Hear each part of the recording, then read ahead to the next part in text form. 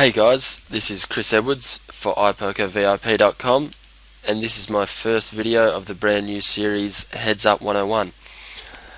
The series will help you guys transition to Heads Up from 6-handed or 9-handed, whatever it was that you played, or if you wanted to dive into Heads Up straight up before playing any other poker, that's cool as well. This course will definitely help you.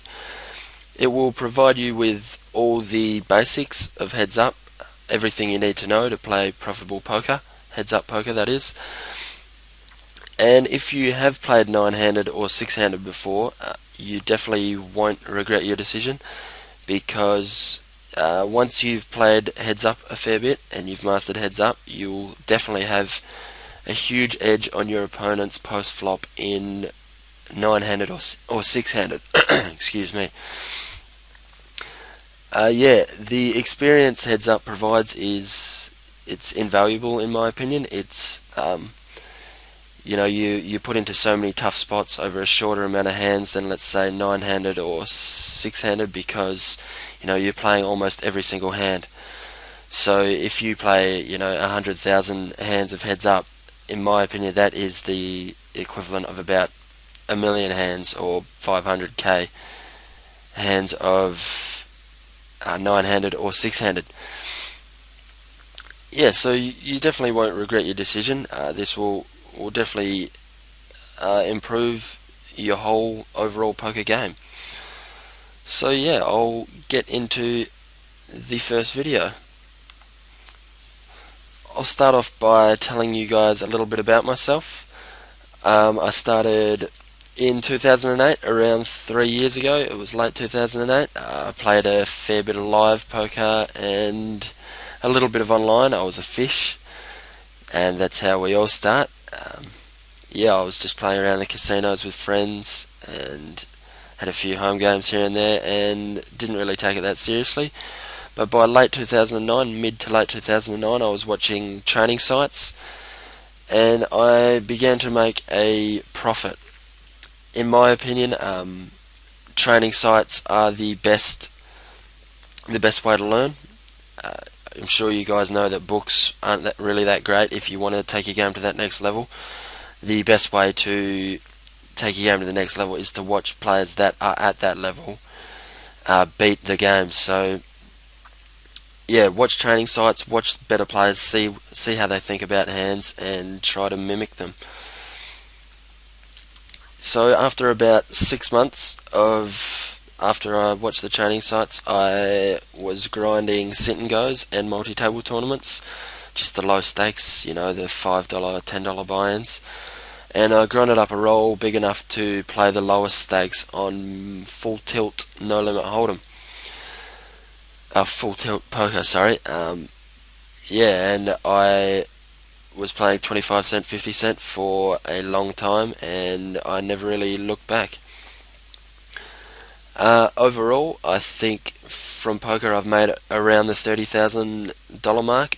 Could be give or take $3,000 either way. So yeah, and in terms of my goals, I've just finished uni for this year. I'm a third-year engineering student, in case you guys wanted to know, going into fourth year next year, so I've got a big break ahead of me, and hopefully by the end of this break, when uni starts again, I'll be playing 1000 NL. At the moment I'm playing 400, 200 and 100 NL. Here are my stats. This was my username, ChrisEddie999 under full tilt before Black Friday. As you can see there, the win rate of around 6 big bets per 100 hands. It's pretty good, but at the start of this is my whole lifetime, I was pretty average, so that could be a little bit bigger, I guess. And there's my graph, running grossly under EV, but you'll see that turns around for PokerStars. Here is PokerStars, Floppy Nuts 09. Excuse the cheesy name. Thought it was hilarious when I made it, but the novelty wore off quickly. This win rate's a lot better. 10, well, basically 10. That's a pretty good win rate in Heads Up. Well, you should be happy with anything around the 4 big bets per 100 just starting out, or winning at all just starting out is a good win rate. So yeah, just check out those stats. And yeah, like I said, I ran a lot over for PokerStars, so EV has balanced out. Okay, the schedule of this video series. This first video will just be the basics of Heads Up. It's a real introduction to all the concepts of Heads Up. Provide you with all you need to know to beat the lower limits of the game. Yeah, in terms of not just gameplay but things off the table as well. The second video will look into more gameplay orientated things like hand reading and adjustments in particular. They are two huge parts of Heads Up Poker. The third video will be, the third, fourth and fifth videos will be me playing. I would probably chuck in some hand histories, and I might chuck in hand histories in the second video as well. But yeah, the third, fourth and fifth videos will be me playing against different types of opponents, and you can see how I'll adjust accordingly to play profitable poker against them. This schedule is subject to change. It's definitely not set in stone. It can be changed around what you guys want or need, so don't be afraid to ask for anything in particular and we will change it. Okay, so transitioning to Heads Up. This is for those of you who have played a fair bit of poker before. Just to give you an idea, everything becomes more extreme. Everything about the game. The stats, 3 bets are higher, V pips are higher, that's voluntarily put money in the pot. Check raises are higher. Every stat is just more extreme pretty much. And the adjustments you make become crucial. You have to adjust really quickly. In 9-handed or 6-handed, you can sort of play a hand the same way, and you should sort of show a profit. In Heads Up, that's not the case. Every decision you make is a lot more dependent on your opponent than, let's say, 9-handed is.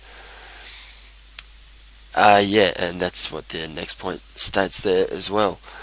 Yeah, you're playing almost every hand, so you will have to get used to different ranges. If a guy under the gun in 9-handed raises 3 times the big blind, he's pretty much got ace-10 or a pocket pair or more. So in Heads Up, if someone raises from the button, he can have any 2 cards. Most people, well, a lot of people, raise 100% of the button. In case you guys didn't know, the button is the small blind in Heads Up. It acts first pre-flop and last post-flop. Yeah, so the ranges will change a lot.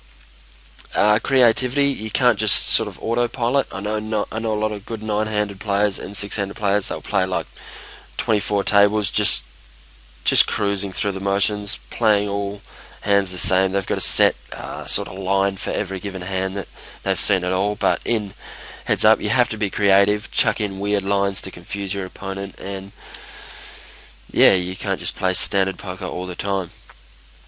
Although there's less tables, like I said before, you could probably 18 to 24 table. That's the extremes. You could 12 table 9-handed or 6-handed, but in Heads Up, the most you'll probably play will be 4. The best players in the world can play 6, but only really play 3.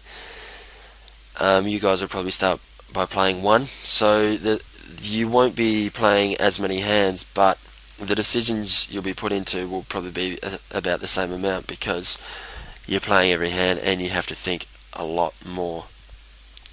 And the last thing I'll say about the transition, there's nowhere to hide. I know if you take a stack of someone in 6-max or 9-handed, you can sort of ease off for a little bit and sit on your stack or something like that, whatever you like to do. In Heads Up, you can't do this because your opponent is right there and you're playing every hand and he'll just be coming straight back at you, and if you keep folding hands and trying to sit on your stack, it'll get eaten away. Yeah, so we'll move on to Heads Up key components. These are the main concepts you need to get your head around. and a lot of them will apply to 6-handed and 9-handed as well. Okay, utilizing your HUD. That's really important. 9-handed, I know you can only really fit in a couple of stats, like the VPIP and the 3-bet, but with heads up you can fit in a lot more stats, which I'll go into a little bit more detail a bit later. But yeah, just really get comfortable with your HUD. Bankroll requirements, I'll just quickly go through these. Bankroll requirements really important. Tilting important. Table selection more important heads up than 9-handed. Handwriting huge. Adjustments huge. And reviewing your hands, that's the only way, or one of the main ways to get better. Improving is a huge part of heads up and poker in general. Okay, so I'll go through those concepts in detail now. The first one is HUD configurations. Like I said, you can only fit in a couple of stats in 9-handed and 6-handed, because if you have too many, the boxes will just be all over your screen. But heads up, there's only 2 players on the table, so you can fit in a lot more stats.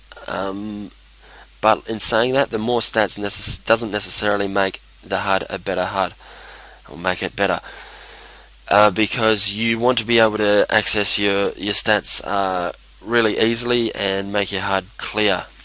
This is an example of a HUD. This is my HUD. It's really basic, but it gets the job done, and I know where everything is. Everything's comfortable. This is one thing you have to do.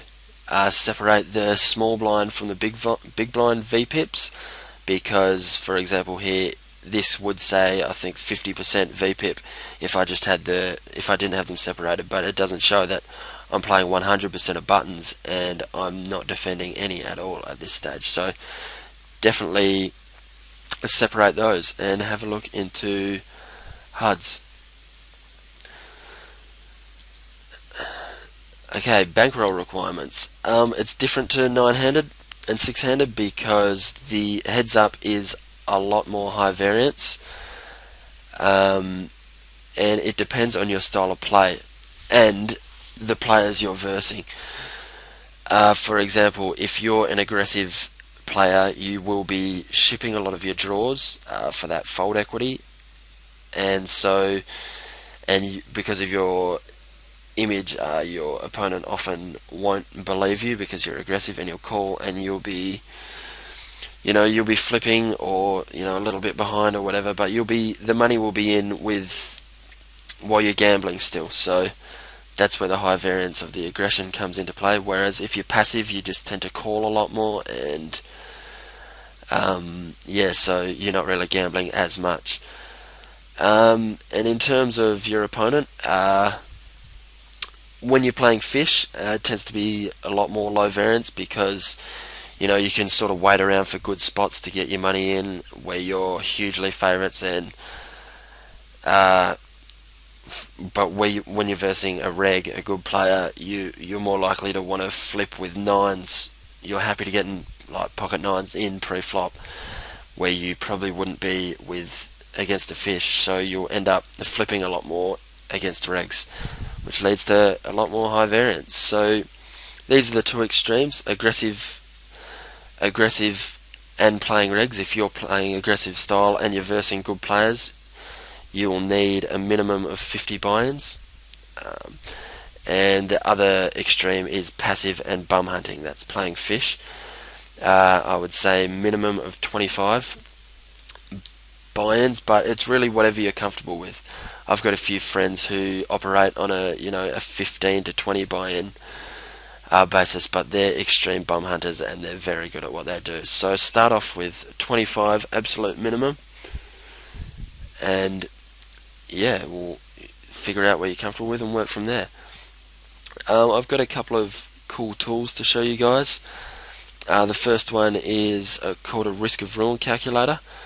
It will calculate your the percentage that you will lose all of your money. All you need to do is, as it shows here, put in your bankroll in terms of buy-ins, 35, like I said there. Sorry guys.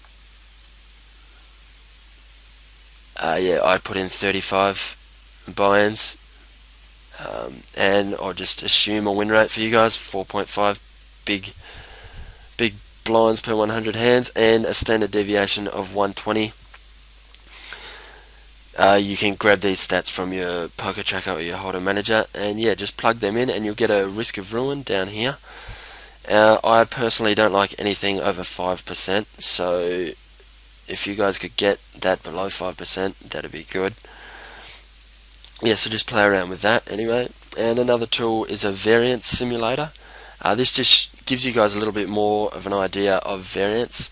This was my personal variance simulator. I went at 10 big bets per 100 hands, so I think I'm somewhere around this region up. But even if I played the exact same with the exact same skill, I could be down here just breaking even. So that just goes to show you that our game of poker does have a lot of variance, and if the results aren't going your way, don't lose confidence. Just keep making the right plays.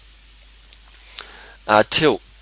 The main thing about tilt is to identify what is tilting you, what's causing you to tilt. For example, I know what makes me tilt. It's when I think I make a good bluff and I know exactly what my opponent has and he still calls. That tends to tilt me. But now that I've identified it, I've been able to curb the tilting sort of habit. In heads up, it's 1-on-1. So, and I know a lot of, or most, probably every poker player is a very competitive person, and when you're losing 1-on-1, it can become really frustrating, a lot more frustrating than 9-handed or 6-handed, where you're sort of losing to a group of people or a table. But when you're losing 1-on-1, it's sort of like he's better than you and he's beating you, which can cause a lot of people to tilt. Which leads me to my next point: just accept people are a lot better than you when you're starting. Don't just think like, oh, he got lucky this time. Just accept that they're better than you. And if they are, smashing you, don't look at it. Don't look at all the negatives like you just lost, I don't know, 5 buy-ins. Think of it like a sort of coaching experience. You paid for a lesson, and you'll be better off for the long run. You'll know what to do next time a lot better. Next thing is pride yourself on quitting. I went to the extreme of setting myself a table up in Excel and put numbers to see how many times I could make a good quit per month. If I'm tilting, I know that I'm worse than a fish if I'm tilting, so I don't even have an edge on a fish if I'm tilting. And you guys need to admit that to yourselves as well. And even though it seems like the game might be plus EV, you need to quit if you're tilting, because you're not going to win. And a better way to look at tilt. A lot of people say, I hear a lot of people say, I'd be playing 1000 NL, or I'd be the best player in the world if I didn't tilt. When I hear people say that, it doesn't make sense to me at all. You need to look at tilt as part of your game. It's as much a part of the game as bankroll management is, as handwriting is, as patience is, any part of the game. So look at it as more of part of your game than something sort of outside of your game. If you're bad with tilt, you're a bad player. That's how you should look at it. Table selection. I'll start by saying bum hunting can be hugely profitable. That's playing fish. I know a few friends who bum hunt up to $25, $50, which is 5,000 NL, and they make a lot of money a month. But in saying that, I don't think they'd be able to beat the regs at 100 NL. Because if you bum hunt, you're consistently playing fish and you're always refusing to play regs, so your game is not improving, and you still are on that basic level. You look at the best players in the world, Tom Dwan, Jungle Man, the best heads up players, they win the most because they're able to crush the regs at their limits. If you're able to crush the regs at your limit,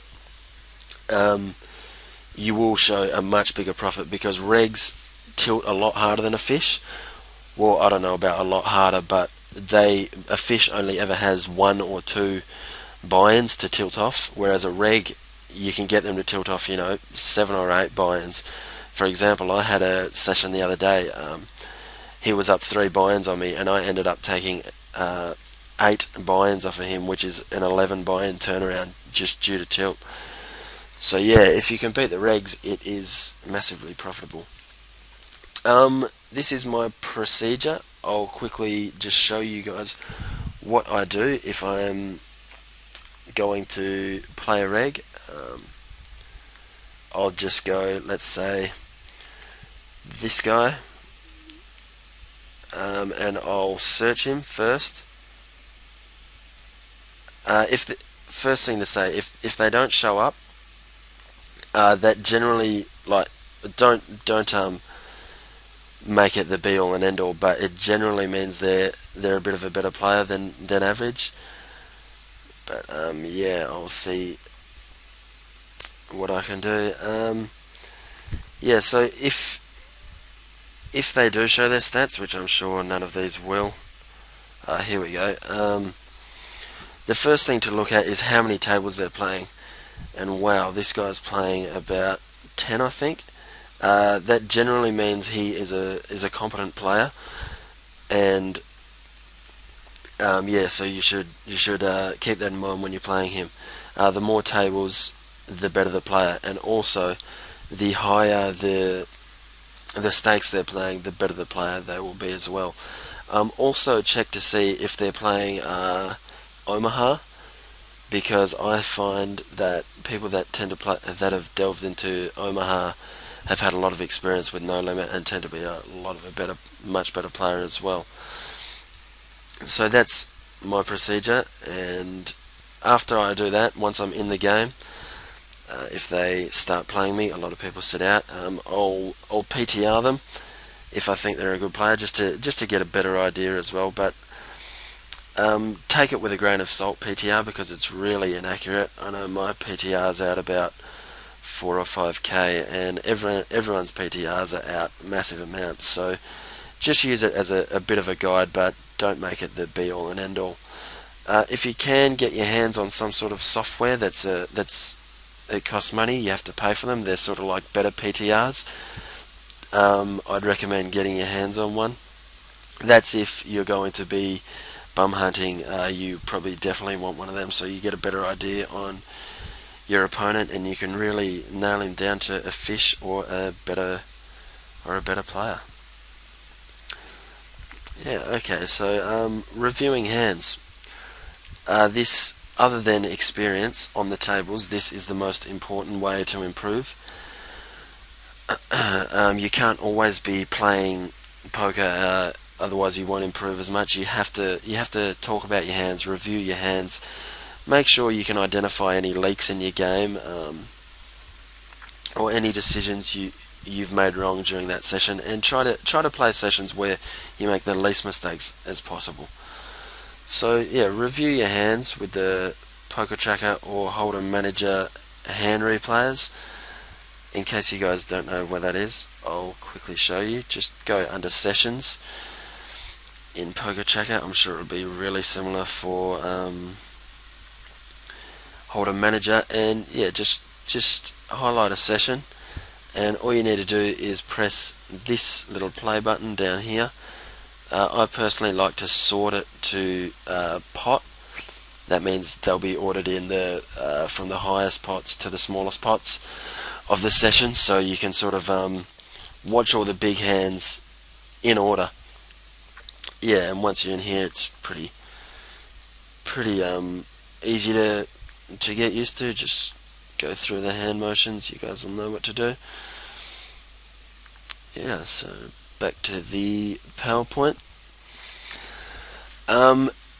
Ask friends. This is really important. I was lucky enough to make a couple of good friends when I was starting off my heads-up career, and they're just invaluable. They'll grow with you. They'll help you grow, especially if they're better than you. That's where you'll get the most benefits. If they're better than you, they can introduce you to new concepts, just sort of show you the way to play better poker. So yes, so try to get people's Skypes or MSN or whatever you guys work on, and just talk as much poker as you can. The next one is I'm going to recommend a forum. It's called 2plus2. If you guys haven't seen it, you definitely need to check it out. It's the biggest poker forum in the world, and every good player that I know of is some way connected to 2plus2. Everyone knows what 2plus2 is. There's a lot of good strategy posts on there, and people just reviewing hands, talking about hands. It's a great way to improve.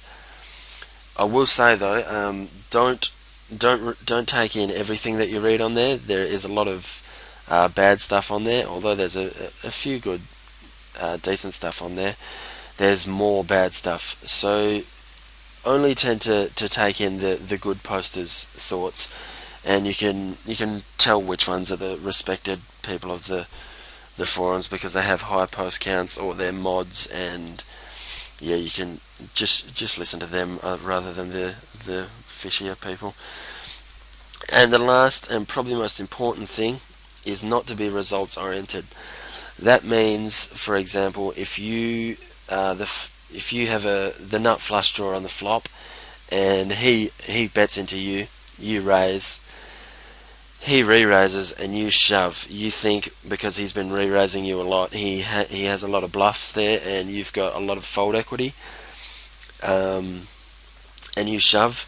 But this time he has, top set, and your flush draw doesn't get there. Just because you lost that hand, it doesn't mean the play that you made isn't the best play. You have to think about the long run. That play will probably work 9 times out of 10. So if it does, you've made the best play. So be happy with yourself. So you have to be honest with yourself in that regard. Be true to yourself. If you think it was a good play, be happy with yourself. Don't worry about where the money went. A quick glance at handwriting. It's the most important part of poker in general, in my opinion. It's because once you're a good hand reader, sort of everything comes natural. The rest of it. For example, if you could see your opponent's cards, you're not going to lose the game, are you? So in that sense, if you sort of had a better idea of your opponent's cards, you're less likely to lose. So yeah, it's a huge part of poker. Like I said earlier, full ring is sort of playing off a chart. If he raises under the gun, you can sort of assign him a pretty good range. Assigning ranges, that is really important.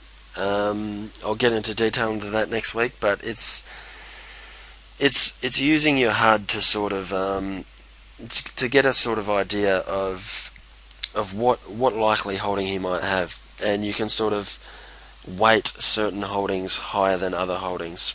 I'll explain that in detail next week. If you guys don't know what a range is, that's what it is. Poker Stove. If you guys don't know what that is, you should download that. It's a free software. It will help you guys get a better idea on someone's range. I'll quickly open it up now. For example, if he was opening 80% of buttons pre-flop, you can just put in 80 down here just to give you an idea of what hands he's opening. The purple ones are the top 80% of hands. So yeah, just download that and play around with that, see what you can do with it. And establishing reads, that'll definitely help your hand reading. If you know he bets different sizes for different hands, like if he bets bigger as a bluff or bets smaller as a for value sort of thing, you can sort of use them to your advantage. Use every piece of information you've got, and timing as well. For example, if he snap calls the flop, you know he doesn't really have the nuts, and you know he really isn't floating you to bluff you on a later street, because if he had the nuts, he'd have to think about check raising, and if he had a bluff, he'd have to think about check raising or just folding. And game flow, the last one, is it's pretty important. It's game flow are things like I three bet. I three bet the last three hands in a row, so he'll be thinking I'm starting to get a little bit full of it. So if I three bet him the fourth time, he's likely to four bet me. So that's what game flow is. Just the recent events of the session. Another part of game flow is tilt. If he just lost a stack, he's really likely to try to make the game a lot more high variance by shipping a lot and getting really aggressive. But we'll go into more detail next week, like I keep saying. And I will just quickly say, I hear a lot of people say HUDs aren't really that important and they don't play with a HUD. Don't listen to this at all. HUDs are hugely important. People say that it's sort of like an unfair advantage, but it's legal. So and it's giving you information. And poker is a game of information. So why not use the most of the information that you've got? So yeah, don't buy into that. Making adjustments. It's really closely connected with hand reading. Like I said before, if you could see your opponent's cards, you wouldn't just keep playing the same way, would you? If you couldn't, the same way as if you couldn't. For example, if you knew he had aces, and you had something like pocket fives, which you might not want to fold pre-flop. He has the aces, so you have to make the adjustment to start folding those sort of average sort of hands. There's a concept called a default range, which will be heavily discussed next week. It is a range you will revert back to if when you're readless in a match, like at the beginning of the match, what percentage of hands you'll open from the button, and what percentage of hands you'll three bet, and what you'll defend. Adjusting, a lot of people say, like, I'll give you an example. If someone's three betting a huge percent, like 30% or 35%, that is way too big, and a lot of people will adjust by starting to limp the button or 2xing the button. This is a profitable way to adjust, but I want you to look for the most profitable way. In my experience, by limping the button and 2xing the button, that will slow your opponent down. For this example, you don't want your opponent to slow down. If he's three betting 35%, that is just a massive mistake on his behalf, and you want him to keep doing that. So you want to adjust in a way that he doesn't really know you're adjusting. So maybe just tighten up your range a little bit, so he'll continue to three bet that percentage, and you can show a massive profit at the end of the session for it. So yeah, just adjust the most optimal way. Adjustments within a session, that goes back to game flow. Like I said before, if he's tilting, he'll be more aggressive. If he's just want to buy in off of you, the very next hand he's not likely to mess around with you. So he's going to be pretty strong if he's showing a lot of strength in the next few hands after he's won a buy off of you. But yeah, we'll go into detail about these things a lot more next week, which is the adjustments and hand reading lecture. It's another theory video next week, but it'll be a bit more exciting. There'll be hand histories,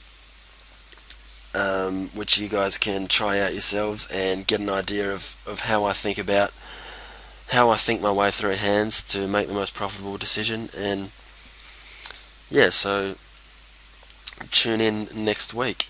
And that brings us to the end of the first video. I really hope you guys enjoyed it. Feel free to give me feedback. I'd really like that. Any questions you guys have on any sort of theory, I'll be happy to answer. And also let me know if you guys want the videos changed in any way, and I'm sure we can accommodate for your wants and needs. So this has been Chris Edwards for the first video of Heads Up 101 for iPokerVIP.com, and I'll see you guys next week.